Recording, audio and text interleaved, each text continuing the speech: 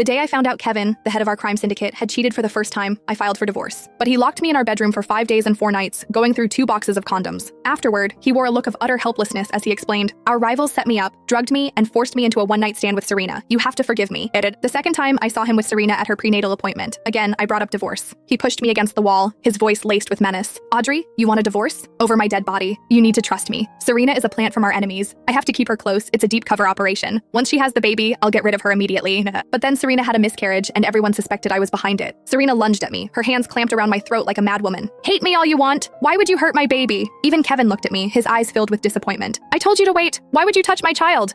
With that, he ordered me to be locked in the basement. "You'll stay down here until you've truly reflected on what you've done." Curled in the corner, I sent a message on my phone. "Erase all records of my child's birth. Once the paperwork is complete, arrange for me and my child to leave." The blood-soaked basement door finally opened just as I was losing consciousness. Kevin scooped me up, pulling me into a tender embrace, his voice filled with concern. "You almost ruined our syndicate's counter scheme. I had to punish you like this to give the crew a proper explanation. You know I love you the most. Once my plan involving Serena succeeds, we can go back to how things were." And his plan involving Serena meant getting her pregnant with his child again. He claimed it was the only way to keep Serena controlled and our enemies in the dark. I watched him put on his act of deep affection, my heart a barren wasteland. But Kevin, we could never go back to how things were. There would be no future for us. And he would never know that he already had a child with me. The day he became the syndicate boss, he witnessed a subordinate's child being held hostage by their rivals. The subordinate's wife, in a surge of maternal instinct, died tragically in a hail of gunfire, protecting her child. From that day on, he would often tell me, haunted by the memory, "Let's not have children. I don't want a child to become your weakness, and I can't bear the thought of losing you." I agreed. But as I saw his eyes light up with joy, time and again, looking at other people's children, I secretly wanted to give him a surprise.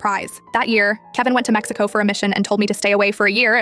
It was during that time I found out I was pregnant with his child. Afraid he'd worry, I kept it from him until the baby was born. Later, because of a premature birth, the baby was weak and had to stay in the hospital. And that's when Kevin brought Serena into my life. My surprise never made it to him. Instead, Kevin handed me a massive surprise of his own. My phone vibrated, pulling me from my thoughts. "Your expedited divorce papers are almost ready. The process will be complete in a week. Then we'll get you and Hugh out of here." I managed a faint smile. Good. In a week, Kevin and I would be nothing to each other. After that, Kevin started juggling his time between Serena and me. Afraid I'd be upset, he sent carload after carload of gifts. The latest jewelry, limited edition handbags, all the things I used to love. Trust me, we'll be back to normal soon. I love you. I'd lost count of how many times he knelt before me, proclaiming his love and his helplessness. It was laughable. He slept with Serena every night, yet he was terrified of upsetting me. 4 days before the divorce was finalized, Serena, whether intentionally or not, suddenly showed up with a huge bouquet of sunflowers. I had a severe allergic reaction to pollen and was rushed to the hospital. Kevin, upon hearing the news, ripped into Serena. "If this happens again, you're out." Serena's eyes reddened as she apologized, then covered her face and ran out. That night, Serena disappeared. Kevin and his men searched all night before finally finding her. When they did, she was covered in allergic rashes.